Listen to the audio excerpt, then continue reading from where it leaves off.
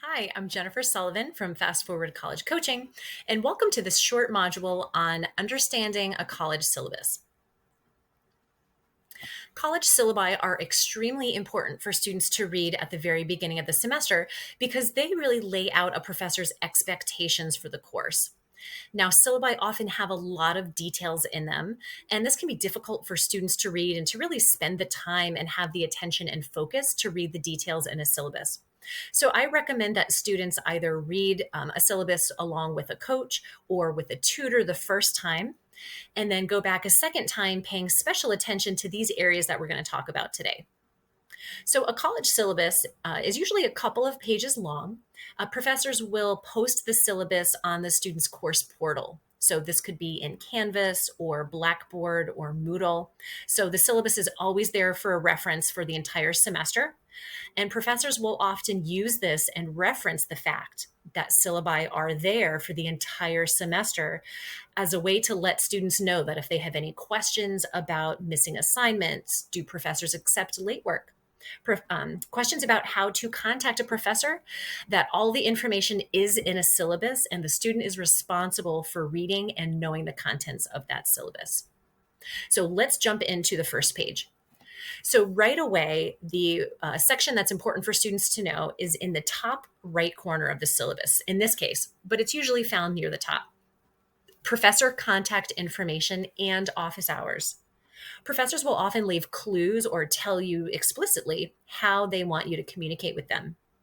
Some professors want you to email them through the school email. Some will tell you to use the Canvas email platform and only communicate through that. Some professors will even share their phone number and allow you to text them, as well as listing their office hours. Now, some professors will say office hours by appointment, and this requires students to self-advocate and ask for a meeting if they need a meeting, but there are not any kind of predetermined office hours listed on the syllabus.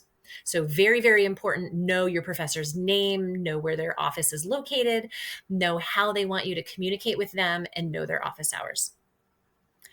Second are the textbooks required for the course. It's important to know the name of the textbook, and also if the textbook is a physical version or if it's a website. Sometimes in a syllabus, a professor will give students an access code that will allow them to get to a publisher's website. And sometimes this access code is only good for a week or 2 weeks, or maybe the first 30 days of the semester. And after this time, students may need to invest some money and purchase a new textbook or another access code. So it's really important to know if the textbook is a physical copy, if it's something that could be bought in the campus bookstore or even rented on Amazon or another book renting site, or if it's a website. So for example, a lot of engineering courses, a lot of math courses require students not only to use the college portal, but also to go to a secondary supplemental website. So that's really important to know. A third section of the syllabus that's important is to take a look at the attendance policy. Every professor and every class is going to have a different attendance policy. So don't assume that one professor's policy will apply to another class that you have. In the example on the screen, it talks about a student who does not show consistent logging in to Blackboard will have will be penalized in the class. So in this case, the professor is looking for engagement. The professor wants students to be on the portal, opening up documents, clicking, doing practice problems. So that's something that's important to this professor. You might have other professors of a large lecture class that might say attendance is not important at all. You might have 4 exams in the semester, each worth 25%, and that's your grade. Other professors may say or may adhere to a college policy that says if you miss 3 or more classes, you automatically fail the course. So it's really important to know what the professor's attendance policy is for each class and don't assume that they're going to be the same. On this slide, we highlight 2 other important areas. Looking on a syllabi and finding the professor's grading policy. This tells you what's important to your professor. Now, often students look at it right away and say, this is math. I'm not good at math. I don't want to know the percentages. The percentages aren't important. But in this case, looking at the syllabus on the screen, it tells us that quizzes are the largest percentage of the grade. And that's what's most important to this professor. Other things that are important are homework, the comprehensive final exam. Sometimes professors will factor in participation. And this can be surprising for students to know that they're expected to speak up and contribute in class. Some professors, especially in English or literature courses, will give students assigned reading and ask them to complete that reading in advance of the class. And the student expectation is that they will be familiar with that text and come prepared to class and ask questions or participate in class discussion. And professors won't always be explicit about what's most important in their grading of the course. So it's important that you, students, find and read this section carefully.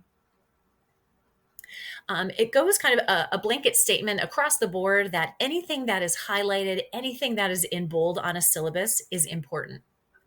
This is your professor's way of letting you know, again, what is important to them, maybe what are things that students in the past missed, or some mistakes that students made that professors don't want you to miss. So they highlight, put them in bold, put them in big letters on the syllabus. Those are important keys to pay attention to. And lastly, another really important piece of information is the course outline. This usually is in the back of the syllabus, and this will lay out for the entire semester the date of the class meeting, the topic or the chapter that's being discussed, and the homework assignments that are due. So unlike in high school, where you may only have known one class to the next, what you were working on, college professors spend a lot of time planning their entire semester. So you can know for the entire semester, for 15 weeks, when your exams are going to be, when those large projects are going to be due. And this is great. This is great information for you for your planning for the semester. So use this information not only to put on a calendar when these long-term assignments are due, but it can also be a great reminder for you of on a day-to-day or a week-to-week basis, what assignments are coming up. And again, you can't say that you didn't know when an assignment was due, because a professor is going to put it in the syllabus, and that syllabus is going to be online for the entire semester. So it's your responsibility to check the syllabus and know these deadlines. And lastly, I want to mention that if your student has a disability, every syllabus has in it a section that says eligible students that have a verified disability are eligible for accommodations in college. And usually the name and the contact information of that office, of the director of that office, are placed in a syllabus. So just so you know, students, when you start a semester in college, when you start a new course, your professor is not going to know that you have a disability, and they're not going to know that you have accommodations. It's your responsibility to self-advocate and have a conversation, whether it's in person or over email, but letting the professor know that you have been approved for accommodations and here's what they are. Now, for help with this and more information about how to navigate the accommodation process, simply contact me. My email address is jennifer@fastforwardcollegecoaching.com. I'm also going to be making another video module about just that tip in college, so be looking for that as well.